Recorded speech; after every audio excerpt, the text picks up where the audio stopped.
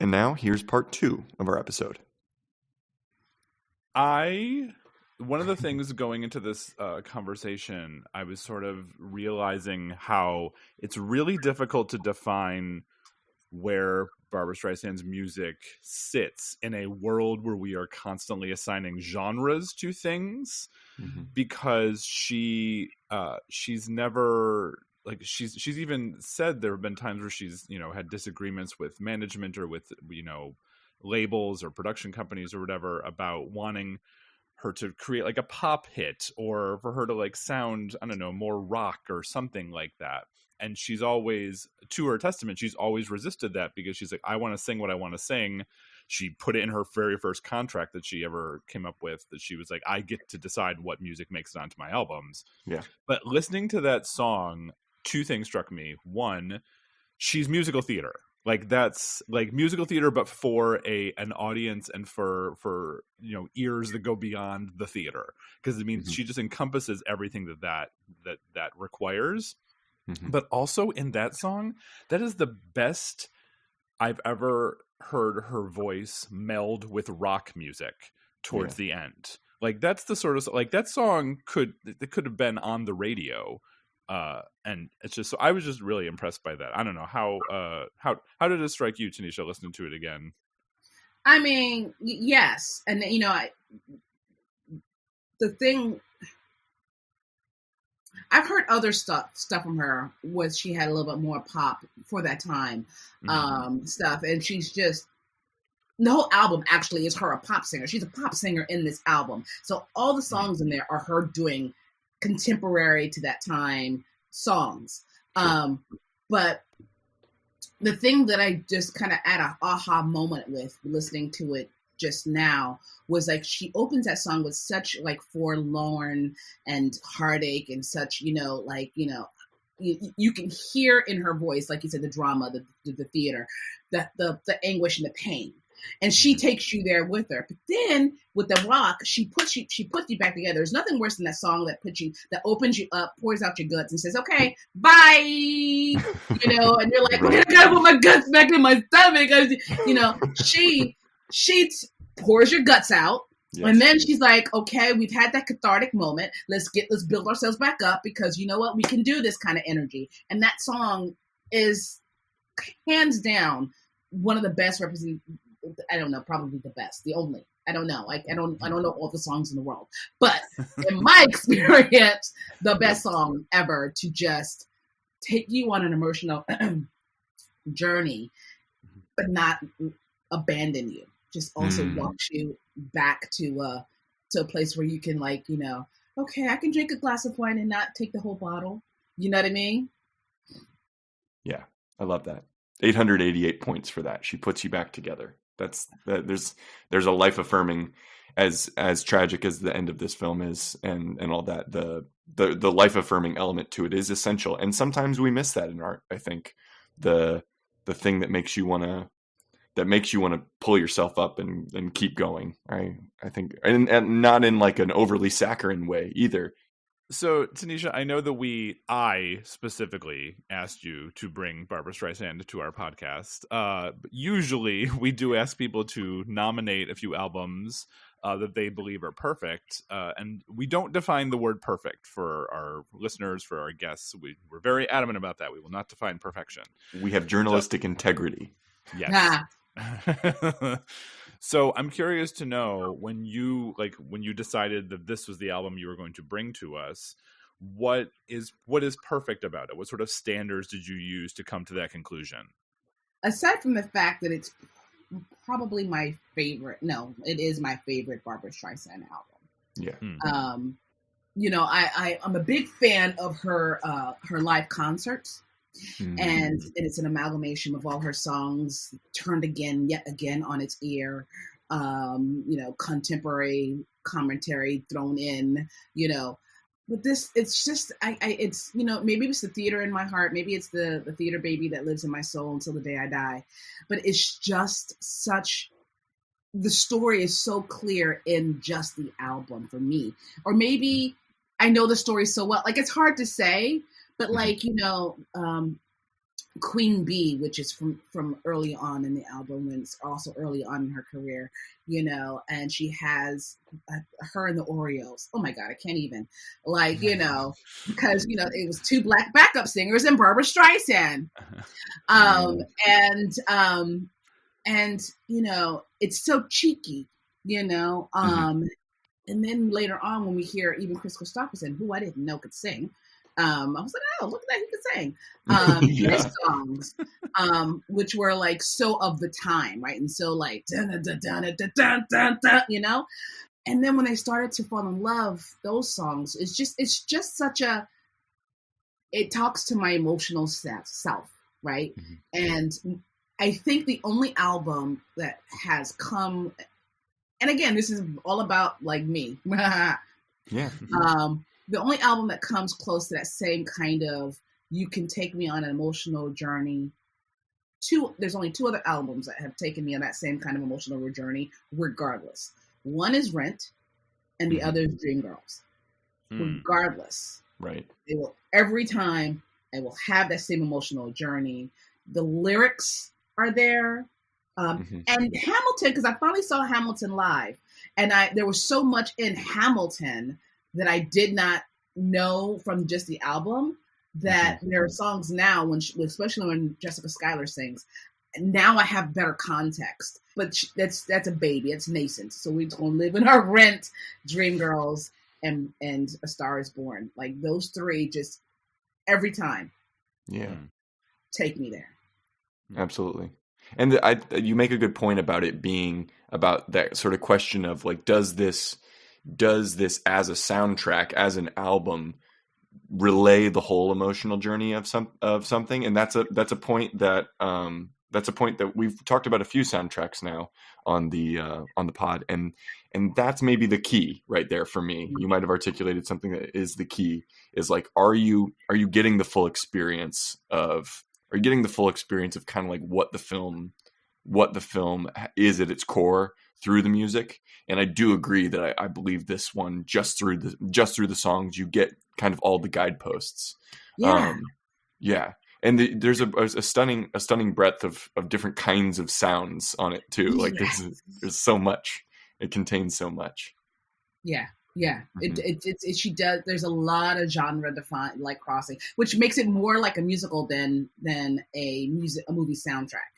Right. Yeah. I mean, and I think that's probably why I did not love 2018 as much as I love the 70, or even Judy Garland, because I love me some Judy Garland. But it was just so many notes, pardon the pun, were hit in this film and in this soundtrack. So many, you know, the lyrics, the text, the especially the end song. The end song just was like the movie. So when a record like this means so much to you, and it's so close to your heart and so close to sort of like your identity in some ways, you know, like the ways in which you carry it with you through your life.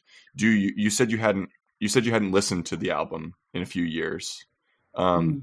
Is this it's not a regular part of your life then? It's not something that's in rotation for you. Am I understanding that correctly? No, it's, no, because it's like Grey's Anatomy. Like I can't watch Grey's Anatomy anymore because Grey's Anatomy makes me cry, and I can't be going around through life crying all the time. I got stuff to do. So, when I was acting in earnest, when I was doing a lot of gigging and such, and I had to like get to a place. Mm-hmm. I'd play it. I'd play that finale song just to kind of like churn up some stuff so that I can get in touch with if that's the kind of scene I was doing. If it's that song, it's that album that God forbid, because I'm going to be with my partner forever and ever and ever. But if there is the breakup, and you're just like, I just need, you get the bottle. And then but it's not the thing where I'm like, I want to do a bop down to the beach. No, it's going to fucking fart with your life. You know what I mean? Too much in that moment. Yeah. And low key, as your life changes, right? Because, when I first heard that song, I had just the first time I bought that album, I'm going to say that because I'd seen it before, but I bought the album and fell in love with it. I had just graduated from undergrad. And I was living in California with my mom, and she was getting her master's, and it was a whole scene. And I was like, oh, I'm going to California with my theater degree, and I'm going to become a star. No. But where I was then and hearing it now, like so much of life has changed, and it hits different, and it's therefore timeless. It is time mother father less, because it hits differently over time. If after a breakup it hits differently, after a passing it hits differently, it just hits differently, but it always hits. And no, I can't be hit that hard every day. Like, no, thank you. I got a few like that too. But no. And I'll tell you, when I was living in New York, I was working at Starbucks, and everybody at Starbucks knew that I was a Babs fan. And anytime, her songs came on over the thing, they were like, "Oh my God, here she goes again!" And I'm like, "Yes, I am!" And customers knew it and such. And there was a producer for when she performed at a small, little tiny club. And I forget what year. I have it too. In the Village, and he was like, she's performing, and I was like, can you? He's like, no, I can't get you in, but I'll get you a recording. And so he gave me a recording of it, and like it was, everybody knew, like people like, I don't like her. Well, you know what? You can go to hell in a handbasket. How about the mountains? Okay, like you can hate her over there, but you cannot hate her right here. That's a good point. Yeah. Does that fact that you can only take it in small amounts and in particular settings under particular circumstances, does that contribute to its perfection for you? What makes it perfect is its impact on me. And because its impact is so strong that I can't do it all the time, I guess then the answer would be, yes. I had to work through that. Yeah, no. To get there. That tracks.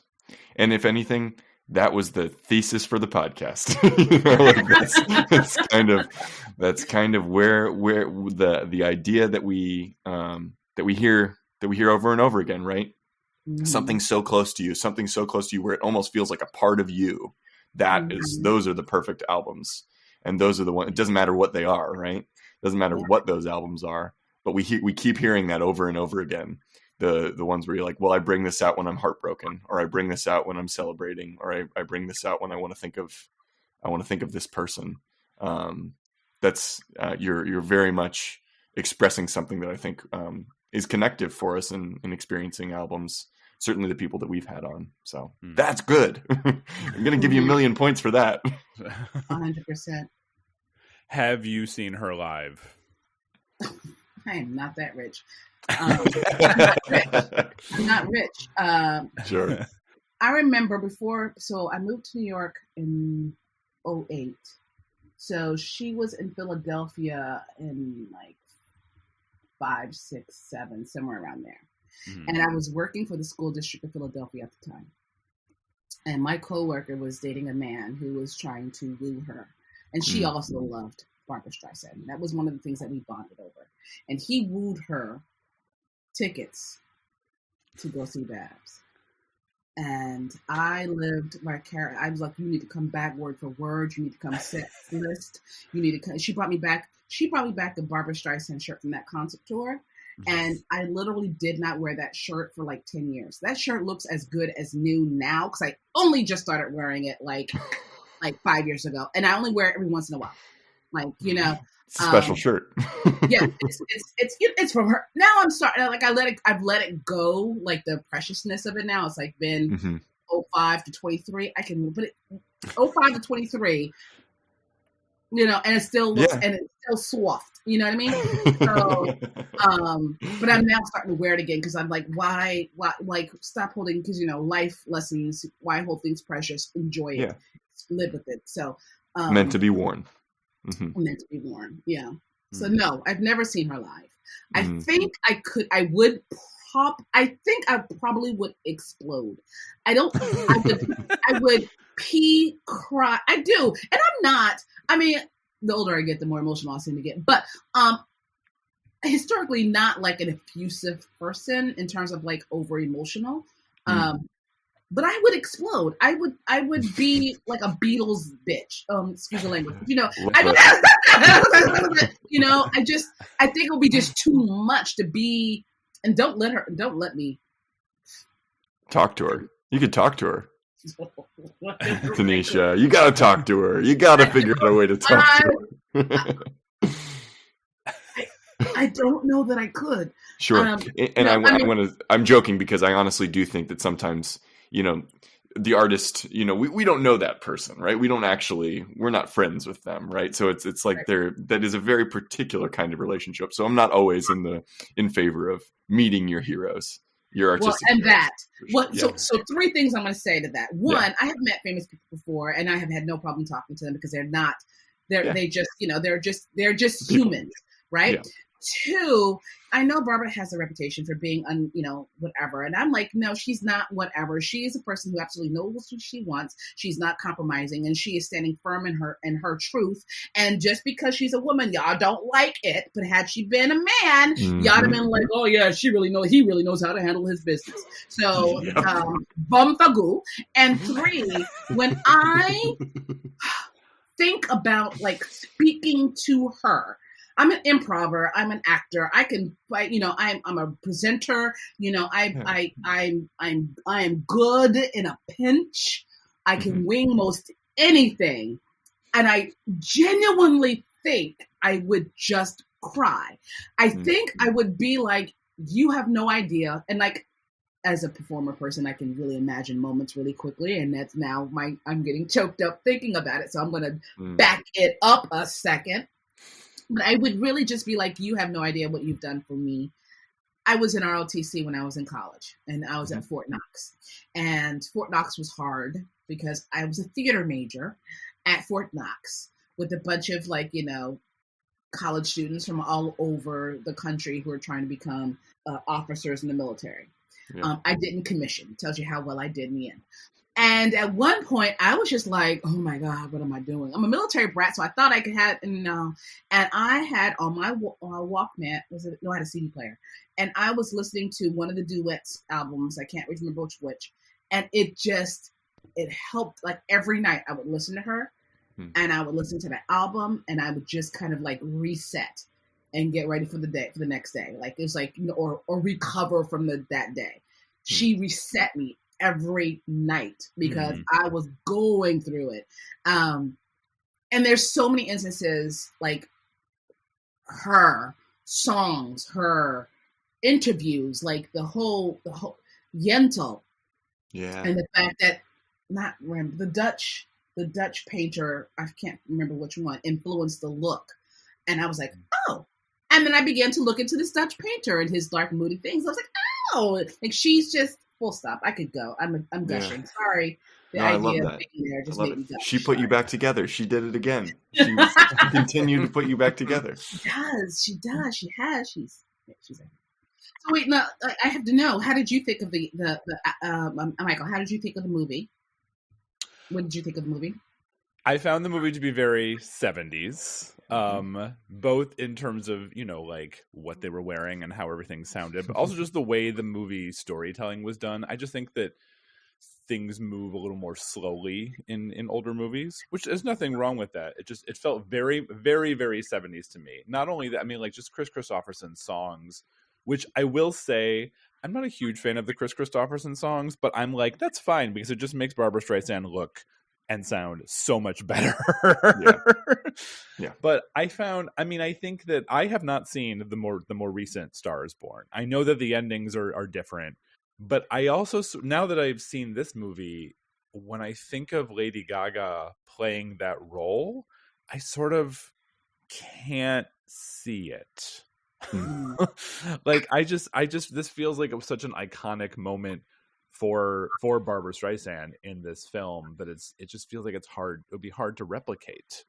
But I enjoyed watching the movie. I will admit I am not an older movie person, and I started watching it fully expecting to like be rolling my eyes a lot because that's just who I am, unfortunately. But I was genuinely moved, and I think I think that's Barbra Streisand's. It's to her credit, frankly. I will freely admit that the Kris Kristofferson songs, with the exception of his Watch Closely Now song, I could not tell you anything about them. I don't know. What's it like? Hellacious something or other? Hellacious Acres. Yeah. Oof. That one. Ouch. Like. Yeah. I don't. Yeah. It wasn't at all what I was expecting from Kris Kristofferson, just based on other songs of his that I've heard.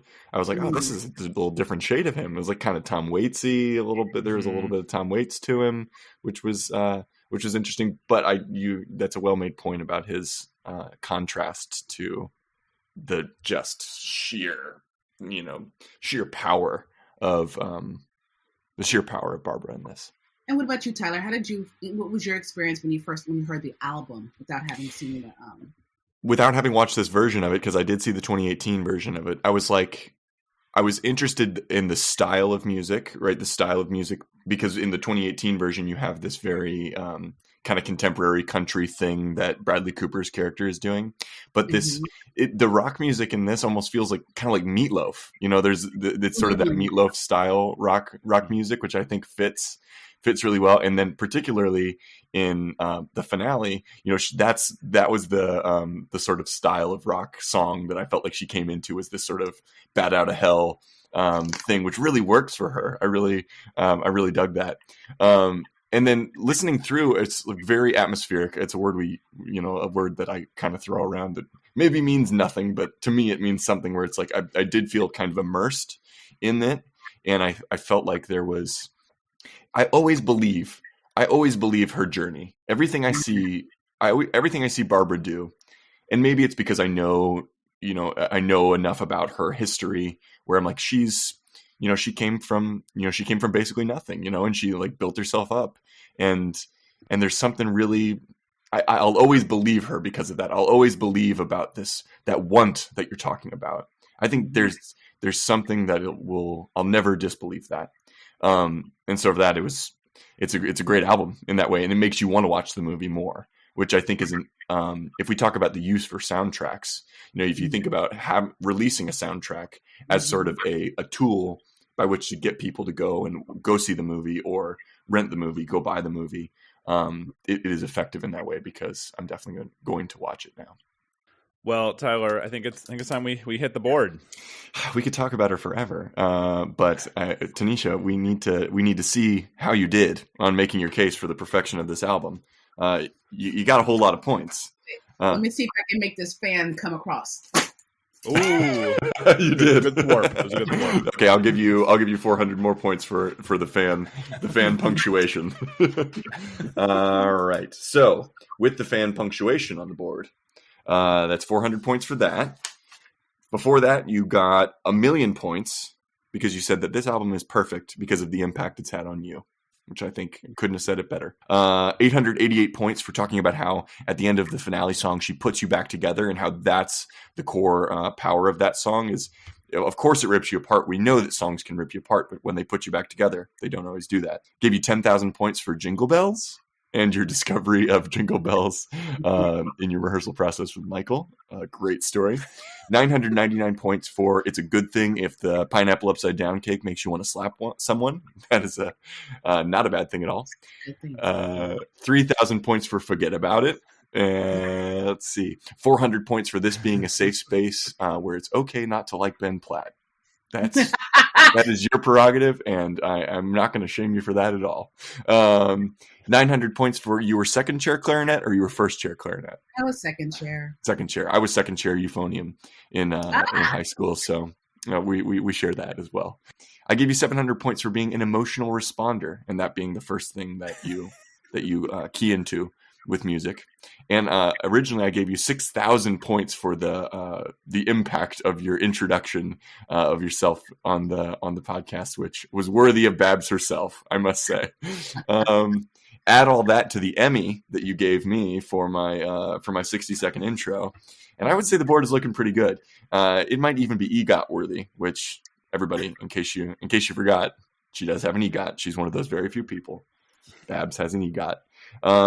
So, Michael, you see the points on the board. You heard the case that Tanesha made, a very well-made case. Tell me, is A Star Is Born by Barbra Streisand a perfect album? Does it go to 11? I mean, give Tanesha an EGOT. This album's going straight to 11. Perfect. Straight to album. 11. Perfect album. There you go, Tanesha. I don't know where hee-haw came from. I don't know where that came from. I love it. Well, just go with it. Don't question your urges. Pure instinct. Pure instinct. Thank you so much for doing this with us, Tanesha. This was such a lovely album to bring into our lives, and thanks for sharing all of your heart and all your love for Barbra Streisand. Thank you, guys. I had the best time, and I love listening to your podcast. Everybody, listen more. Thank you. Yes, we'll take that. I'm just so glad I got to see and talk to you for longer than just a few minutes on a street corner during a solar eclipse. Like that's... Right? I know. I might have to keep you in my auto dial now. Michael, do you want to share what we chose as our standout track from the album? Yes, I do. So we're gonna play out our listeners on the song "The Woman in the Moon" is what we're gonna go with, and I think, yeah, it's so good. I mean, we were thinking, do we go with Evergreen? 'Cause she won the Oscar for Evergreen, but and honestly, everything was a contender for me too. That song is amazing. I mean, the performance of it is just so. I think it's just so much more impactful. I understand why Evergreen won the Oscar. Yes, kudos to her for doing that. But "Woman in the Moon," I mean, come on, and the way it's framed, how it's that is the moment where she gets introduced by John to the audience, and you're sort of experiencing that moment along with her. Very immersive, very theatrical, very Babs. And then the Oreos come in after she's gotten it together, and that yep. Oh yes, so good. All right, well, thank you again, Tanesha, for joining us. And we're gonna let y'all listen to the women. Oh, I said it wrong. The Woman in the Moon. And you know what? We'll see y'all next week. Bye.